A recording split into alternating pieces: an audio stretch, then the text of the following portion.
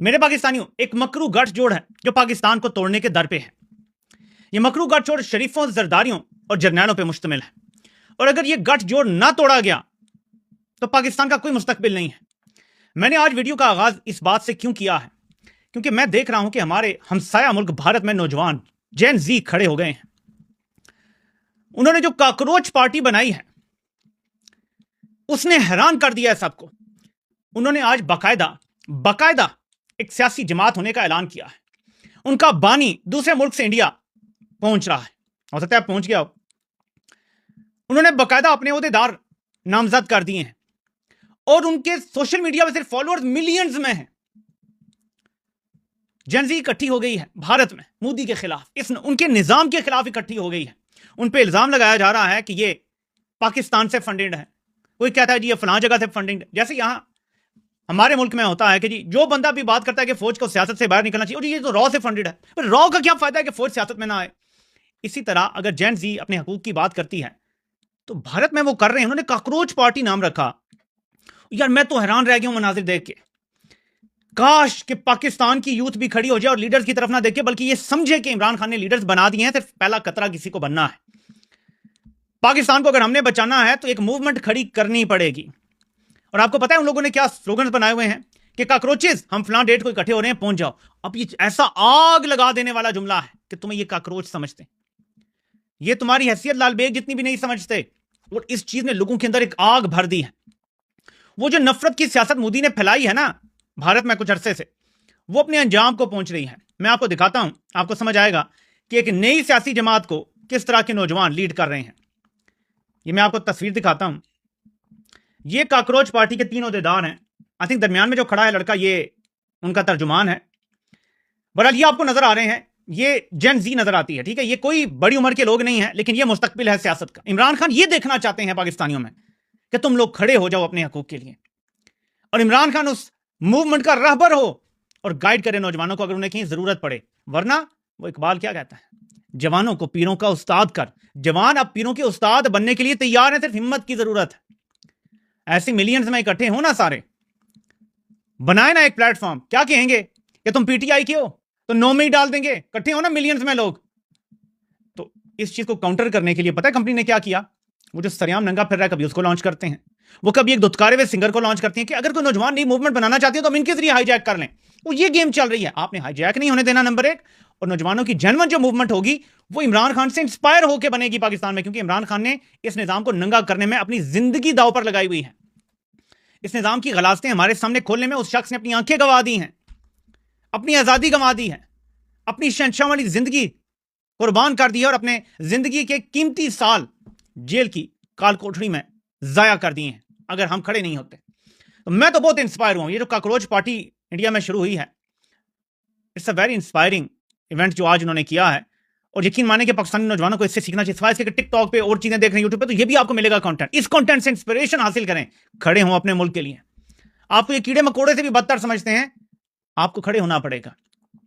Anyway, मैं आपको एक क्लिप सुनाना चाहता हूं। मोहम्मद मालिक जो नून लीग के काफी करीबी समझे जाते हैं, वो क्या कह रहे हैं। कुछ टॉप के कारोबारी लोगों की शहबाज सरकार से मुलाकात हुई है। क्या बात हुई है जरा सुने। कल एक बड़ी इंपॉर्टेंट मीटिंग हुई टॉप बिजनेसमैन की प्राइम मिनिस्टर के साथ, और उसके बाद हमेशा एक बड़ा जबरदस्त बयानिया निकला। बहुत अच्छी मीटिंग हुई, सबने एतबार शोर किया, सब कुछ किया। बट रियलिटी ये है, मेरी जब लोगों से बात हुई वो बड़े ही डिसअपॉइंटेड, मायूस निकले। और उन्होंने कहा कि गवर्नमेंट के पास कोई प्लान नहीं है, ये पुरानी बातें कर रहे हैं, हर चीज IMF पे डाल रहे हैं। कारोबारी तबके को पाकिस्तान में फौज कंट्रोल करती है, याद रखिएगा। और सारा कारोबारी तबका अगर हम आवाज होके नून लीग के करीबी साथियों को बता रहा है कि यार इनके पास तो कोई प्लान नहीं है, तो सब कुछ IMF पे डाल रहे हैं, कोई इनके पास फ्यूचर प्लान नहीं है, तो समझ जाएं कि हालात किस तरफ जा रहे हैं। अब मैं इस बात से तो टोटली अग्री करता हूं कि शहबाज शरीफ से अच्छा बूट पॉलिशिया फौज को नहीं मिलेगा। ये वो गोरे नायाब है जो यकीन माने कि ऐसे समंदरों की तह में जाके मिलता है जहां इंसानों का जाना मुमकिन नहीं है। ये उस तह से निकल के आया, ये गोरे नायाब। ऐसी पॉलिश करने का जो मलका शहबाज शरीफ को हासिल है, वो दुनिया में किसी को हासिल नहीं है। क्या फौज इस हीरे को खोने का रिस्क ले सकती है? I don't know. लेकिन फौज के लिए इस हीरे को चलाना आगे बड़ा मुश्किल है, क्योंकि ये हीरा सिवाय पॉलिश की और कुछ भी नहीं जानता। पंजाब में ये बचा हुआ इसलिए था कि पैसा आ जाता था वफाक से, और इसको 2 काम थे। एकदम नए पुल की तामीर शुरू कर दो, और दूसरा फौरन जाके ऑन स्पॉट लोगों को मुअत्तल करना शुरू कर दो। इन 2 चीजों की वजह से, या लंबे बूट पहन के बारिश में बाहर आके ऐसे हाथ रख के खड़े हो जाओ। यहां था ना इसके पोज आपको, ये 2-3 काम ये करके ना फनकारी, और जी मेरी बड़ी कारकर्दगी है, मैं बड़ा शहबाज स्पीड हूं।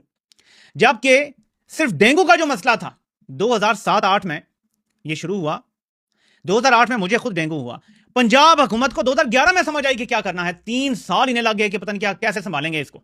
लेकिन लोग कहते हैं जी शहबाज स्पीड ने डेंगू भी कंट्रोल कर लिया था पंजाब में, फलां भी कर लिया था, 3 साल लोग मरते रहे, मैं मरते मरते खुद बचा था डेंगू से उस टाइम। ये तो उस टाइम होम्योपैथिक, मैं खुद इतना बीमार था कि अपने लिए दवाई, जब बंदे को होश ही नहीं तो कैसे बंदा सजेस्ट कर सकता है आपको, इतना मेरा हाई बुखार, मेरा खून निकल रहा नाक से मुंह से, क्या होता है उसमें प्लेटलेट्स बिल्कुल डाउन हो जाते हैं। और अब थोड़ा सा मुझे होश आया, दवाई ली तो वो अल्लाह ने करम किया कि बेहतर हो गया। लेकिन इनकी तरफ से तो कुछ भी नहीं था उसके लिए। कहने का मतलब यह है कि कोई शहबाज स्पीड शीट नहीं थी, तो कारकर्दगी नहीं है इसके पास, सिर्फ पॉलिश है। अब ये पॉलिश कामयाब होगी या नहीं, ये आने वाला वक्त बताएगा। लेकिन कारोबारी लोगों ने खतरे की घंटी बजा दी है। ये वही कारोबारी लोग हैं जो अचानक पहले इमरान खान की तारीफें करते करते 2021 में कहना शुरू हो गए थे जी मैशत नहीं चल रही, और जी फलां जो है ना वो ठीक नहीं हो रहा, कारोबार खराब हो गया, जबकि उस टाइम सबसे जबरदस्त तरक्की हो रही थी। लेकिन उन्होंने कहानियां डालनी शुरू कर दी थी। ये कहानियां दोबारा फौज ने बयानिया चलवा दिया है। तो नून लीग इस पर भी नजर रखे कि ये बयानियां ऐसे ही स्टार्ट होती हैं, फिर आपको पता नहीं होता, आपके नीचे से कारपेट खींच लिया जाता है। फौज इक़्तिदार पर डायरेक्ट कब्जा करने का इरादा रखती होगी, वरना उसने पीटीआई को तो नहीं आने देना। अब मेरे पाकिस्तानियों, आपको निचोड़ने के लिए ये बेवकूफ तो बनाती हैं, लेकिन ये मीटिंग हो रही है बजट की। एक तरफ पीपल्स पार्टी का वफ्द बैठा है, आपको शरीर रहमान नजर आ रही है, नवीद कमर नजर आ रहे हैं, इसहाक डार मीटिंग को चेयर कर रहे हैं, और जो वजीर खजाना है, हालांकि मीशत के ऊपर मीटिंग है, बजट के ऊपर मीटिंग है, वो साइड लाइन पे हैं, उनका मुंह बना हुआ है, हाथ जोड़ के वो बैठे हुए हैं। और ये दोनों वफूद हैं, ये आपको काटने, छीलने, आपका कचूमर निकालने के यहाँ पे प्लानिंग कर रही हैं दोनों जमातें बैठ के। लेकिन जो ज्यादा चीज इंपॉर्टेंट है हमारे लिए और परेशान कुन है कि इसहाक डार की 2013 से 17 की तबाही से फौज का दिल नहीं भरा कि फौज ने दोबारा मीशत का सारा कंट्रोल इसहाक डार के हवाले कर दिया है। जरा गौर करें थोड़ी देर के लिए कि हम ये बात बार बार करते हैं कि 13 से 17 के दरमियान पूरी दुनिया में कोई बहरान नहीं था, बल्कि 50 साल की सबसे बड़ी डील हुई थी जब ओबामा की ईरान के साथ डील हो गई थी और तेल की कीमतें क्रैश कर गई थी। तो 13 से 17 के दरमियान गोल्डन पीरियड था आलमी सतह पे, हर चीज की कीमतें नीचे आ गई थी, हर चीज की कीमतें क्रैश कर गई थी। इसके बावजूद इसहाक डार तारीख का सबसे बड़ा खसारा छोड़ के गया था। अगर ये उन हालात में मैनेज नहीं कर सका, तो आज जब दुनिया में महंगाई होने जा रही है और ये जंग जो है वो खत्म ही नहीं हो रही, इसके हवाले सब कुछ कर देंगे, बजट ये बना रहा होगा, तो आप सोचेंगे क्या होगा पाकिस्तान का हशर। लेकिन फौज का दिल नहीं भर रहा फिर दोबारा, क्योंकि पाकिस्तान चिरागाह है इनकी, हम लोग कीड़े मकोड़े भी नहीं हैं। पाकिस्तान चिरागाह है और ये इसको चरते रहेंगे, नोचते रहेंगे, खाते रहेंगे जब तक हम खड़े नहीं होंगे। हमें अपने हमसाय ममालिक से सीखना चाहिए। श्रीलंका में लोगों ने एहतजाज किया, हुकूमत का तख्ता उल्टा, बांग्लादेश में लोगों ने एहतजाज किया, और अब काकरोच पार्टी इंडिया में आ गई है। और मैं आपको बता रहा हूं ये स्टेटस को उखाड़ फेंकेगी। ये मैं आज प्रेडिक्शन कर रहा हूं, मार्क माय वर्ड, ये स्टेटस को उखाड़ के फेंकेगी। मोदी अगले इलेक्शन में मुंह की खाएगा। मोदी भक्तों को ये नचा के रख देंगे, क्योंकि जेन जी और इनके साथ जेन अल्फा जुड़ेगी, ये सोशल मीडिया के मास्टर्स हैं, और ये ऐसी कैंपेन्स चलाएंगे, ऐसा छा जाएंगे कि इनका मुकाबला कोई भी लेगेसी मीडिया पे ट्रस्ट करने वाला और वो भांग भांग की बोलियां बोलने वाला नहीं कर सकता। और बयानियां फैलाने में इनका कोई मुकाबला नहीं है। वो किसने पूछा आपकी फंडिंग कहां से आ रही है, उसने कहा ये मेरे पीछे 200 रुपए का बैनर लगा हुआ है, यहां 1-1 रुपया भी सारे इकट्ठे करें तो जितने बंदे इकट्ठे हैं 200 का बैनर बन जाता है, हमें फंडिंग की जरूरत नहीं है। ये फंडिंग वाली वैसे बातें कर रहे हैं, लोग शुरू हो जाते हैं। नौजवान है, पढ़े लिखे हैं और जवाब देना जानते हैं, और लालच के लिए नहीं कर रहे, अपने मुल्क के लिए कर रहे हैं। तो बहरहाल ये एक ऐसी चीज है जो हमें स्टडी करनी चाहिए। अब मैं आपको एक खतरनाक चीज की तरफ तवज्जो दिलाने जा रहा हूं। मैं आपको मुसलसल कह रहा हूं ना कि ईरान जंग बहाना है, लबनान निशाना है। तो मेरे पाकिस्तानियों, अब आप शैतानुल आज़म जो है दुनिया का, इस वक्त जो दुनिया में शैतानुल आज़म है, उसके अपने मुंह से सुन लें वो क्या कह रहा है। When it comes to Lebanon and fighting Hezbollah, I think he understands that Lebanon has been taken hostage by Hezbollah. It's basically taken over the country. It's an Iranian proxy that puts all the citizens of Lebanon at gunpoint and uses Lebanon as a platform to launch terror missiles into our cities, to launch killer drones against our civilians. And so if we want to save Lebanon, if we want to get a Lebanese-Israeli peace, as I do, we have to disarm Hezbollah and we have to demilitarize Lebanon. And I think that's a good... हमने Hezbollah को गैर मुसल्लह करना है और हमने पूरे लबनान को भी डीमिलिटराइज करना है। आ गया ना मुद्दे पे। कहता है अगर लबनान को बचाना है, अगर लबनान को बचाना है तो ना सिर्फ हिजबुल्लाह को आपने गैर मुसल्लह करना है, पहले क्या था, हमास को गैर मुसल्लह करना, वो करते करते नस्ल ही खत्म कर दी फलस्तीनियों की गज़ा में। अब वही जुमले हैं लबनान के लिए, और मैं आपको मुसलसल लगा कर, पाकिस्तान में बहुत कम लोग इस तरफ तवज्जो दे रहे हैं कि असल वजह क्या है ईरान जंग की। अमेरिका को ईरान जंग में फंसा के, पूरी दुनिया को इधर फंसा के, यूक्रेन और रूस की जंग शुरू करवा के, ये सब इसी ने करवाई हैं, और ये खित्ते में अपने काम निकाल रहा है।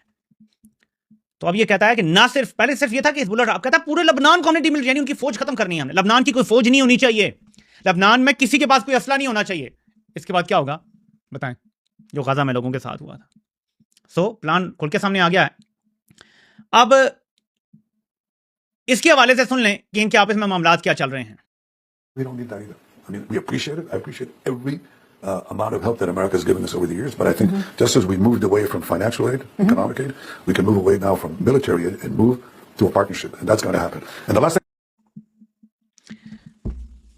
नेतन्याहू पे बड़ा दबाव है और अमेरिकन जो एक्टिविस्ट हैं, जो यूट्यूबर्स हैं, जो बहुत बड़े बड़े पॉडकास्टर्स हैं, वो एक जुमला बहुत इस्तेमाल करते हैं कि इसराइल को पैसा अमेरिका देता है, लेकिन फैसले इसराइल कैसे कर रहा है? भाई पैसा उसे हम फराम करते हैं, डे टू डे उनकी लिविंग के लिए भी पैसा हम फराम करते हैं, हर चीज़ की मदद करते हैं, मिलिट्री की एड देते हैं, उन्हें असला फराम करते हैं, लेकिन फैसले भी वो कर रहे होते हैं और हमारी को सुनते नहीं है। इसका इसने काउंटर निकाला है और ये कहता है जी कि हमें अमेरिका से पैसा नहीं चाहिए, बल्कि हमें मिलिट्री एड भी नहीं चाहिए। अब ये इस तरफ आ रहा है कि हम खुद कफील हो गए हैं, पैसा भी हम अपना बना सकते हैं और असला भी हम अपना बना सकते हैं, तो अब हम पार्टनरशिप करेंगे। समझ रहे हैं? यानी दबाव काम कर रहा है, इसको ये बयान देना पड़ रहा है। आहिस्ता आहिस्ता अमेरिका में एक फिजा बन रही है कि वहां पे जो तुम इतना पैसा देते हो, असला देते हो, वो ना दो। और ये फिजा ऐसी बन रही है कि ट्रंप शायद वो आखिरी बंदा होगा ये इतना खुल के इस रजीम की मदद कर सकेगा। उसके बाद ऐसा करना अमेरिका में बड़ा मुश्किल हो जाएगा। अमेरिकी पॉलिटिक्स भी बदलने जा रही है। मैं इस तरफ भी बार बार आपकी तवज्जो दिला रहा हूं कि मैं बदलते हुए हालात जैसे इंडिया में मैं देख रहा हूं ना कि एक तब्दीली की लहर आ रही है, वहां भी तब्दीली आ रही है, नया हिंदुस्तान बनने जा रहा है। नौजवान अगर आगे आ जाते हैं तो नौजवानों की सोच मोदी वाली नहीं है, नई पीढ़ी है, उनकी नई सोच है। बिल्कुल इसी तरह जैसे पाकिस्तान में नई सोच है कि हमने पुराना मुतालिया पाकिस्तान पे आप भरोसा नहीं करना, हमने फौज को हुक्मरान नहीं मानना, हमें फ्री एंड फेयर इलेक्शन चाहिए और हम अपने हुक्मरान खुद चुनेंगे, वो फिर मुल्क चलाएंगे क्योंकि हमने उन्हें चुना होगा। यहां भी नौजवान बदल चुका है, लेकिन यहां को नौजवान एक्शन लेने से डरता है। यहां को नौजवान कहता है जी हमें कॉल दे, कोई बरस और कॉल देगा आपको, भाई ये आपको खुद मूवमेंट खड़ी करनी पड़ेगी। फर्क सिर्फ इतना है कि शायद, मैं अब ये यकीन से नहीं कह सकता, लेकिन सारा पूरी दुनिया में एस्टैब्लिशमेंट्स के अपने किरदार भी होते हैं। क्या इंडिया की एस्टैब्लिशमेंट मोदी के लगातार इक़्तिदार से इतनी तंग पड़ गई है कि वो भी चाहते हैं कि ऐसा हो? ये आने वाले दिन इस सवाल का जवाब देंगे। लेकिन ज़ाहिर है कि मोदी क्रैक डाउन करेगा। अब जैसे उसने पहले ही बयानिया बनाना उसकी पार्टी के लोगों ने शुरू कर दिया था कि जी ये जो कॉकरोच पार्टी बैरूनी फंडिंग है, तो वो करेगा तो जरूर, लेकिन इंडिया ने तब्दील होना है अब, और वक्त आ गया है कि पाकिस्तान भी तब्दील हो। और खित्ते में अगर ये बड़ी तब्दीलियां आ जाती हैं तो पाकिस्तान और इंडिया के दरमियान एक नए दौर का आगाज भी हो सकता है। अगर वहां से इंतहा पसंदी खत्म हो जाए तो एक नए दौर का आगाज बड़ी अच्छे तरीके से हो सकता है, जो कि इस खित्ते के लिए बड़ा अच्छा होगा। एनीवे, तो जब ये मैंने आपको चीजें पहले बताना शुरू की थी ना कि मकसद क्या है, तो अब आप समझ जाएं कि नेतन्याहू से सवाल पूछती है एंकर। एक और क्लिप अब मैं क्या सुनाऊं आपको कि ट्रंप ने आपको कहा कि तुम जो है वो पागल हो। कहता है देखें ट्रंप जो है हमारे लिए बेस्ट प्रेसिडेंट रहा है इसराइल के लिए। तो हमारे दरमियान ऐसे होता है जैसे घर में ना कई दफा स्ट्रेटेजिक इख्तलाफ हो जाता है, लेकिन एंड में हम फिर ठीक हो जाते हैं। तो उसने तस्लीम किया है कि ट्रंप के साथ उसका इख्तलाफ हुआ है, ट्रंप ने उसको बुरा भला कहा है, बल्कि गालियां भी दी हैं, लिटरली उसने इतराफ कर लिया है मीडिया पे आके। और ट्रंप से सवाल पूछा है गिलादा किसी डिफरेंट इंटरव्यू में कि जी लोग ये बार बार आप कह रहे हैं कि नेतन्याहू ने आपको बेवकूफ बना के हमला करवा लिया, तो वो कहता है ये पागल लोग हैं, डेमोक्रेट्स उन्हें बोलता है वो कि ये डेमोक्रेट्स हैं, इन्हें कुछ पता नहीं है। अब वो कैसे एतराफ करे कि उसे वाकई बेवकूफ बनाया गया, लेकिन वो जो बेवकूफ बनाया गया है या ये मिलकर कर रहे हैं और अवाम को चूना लगा रहे हैं, दोनों सूरतों में जिस तरह मीडिया पे आगे पोस्टिंग कर रहे हैं वो यही है कि जी इख्तलाफ है, नेतन्याहू मेरे काबू में नहीं है। बेसिकली ये बताने की कोशिश कर रहे हैं क्योंकि मकसद हासिल करना है, मकसद लबनान है। लबनान इस टाइम मकसद है। ईरान इन्हें पता चल गया कि एकदम फतह नहीं होगा, लेकिन ईरान का मामला चलता रहेगा तो लबनान में जो कार्रवाई हो रही है उस तरफ दुनिया की तवज्जो इतनी नहीं जाएगी, क्योंकि बड़ा इशू ईरान का इशू है। और ये है गेम जो इस टाइम चल रही है। और पाकिस्तानी जर्नैलों के तो यकीन माने वारे न्यारे हुए हैं, क्योंकि जब तक जंगें चलती रहती हैं इनकी यूटिलिटी बनी रहती है। जंग चलती रहेगी तो इधर से पैगाम उधर से पैगाम इधर से उधर, इनकी चांदी हुई रहेगी और ये जो चाहेंगे करेंगे। यानी आप सोचें ईमान मज़ारी और उनके हस्बैंड हादी अली चट्टा को भी केस तक लगाने नहीं दे रहे जजेस को। हालांकि ईमान मज़ारी यूरोपीय यूनियन के बहुत सारे एम्बेसडर से मुलाकातें उनकी रही हैं, उनको पता है कि वो यहाँ पे इंसानी हकूक की एक बड़ी वकील रही हैं, लोगों के मुफ्त में केस लड़ती हैं, जहाँ भी किसी का मसला होता है उसके लिए खड़ी होती हैं। इस बैकिंग के बावजूद केस नहीं लगने दे रहे, क्योंकि उनको पता है कि अमेरिका और नेतन्याहू हमारे साथ हैं। इस टाइम जर्नैल बरे हुए हैं, लेकिन बिजनेसमैनों ने जो बातें की हैं उस पर भी गौर करें कि इनके पास कोई प्लान नहीं है और मैशत इनसे नहीं चल रही।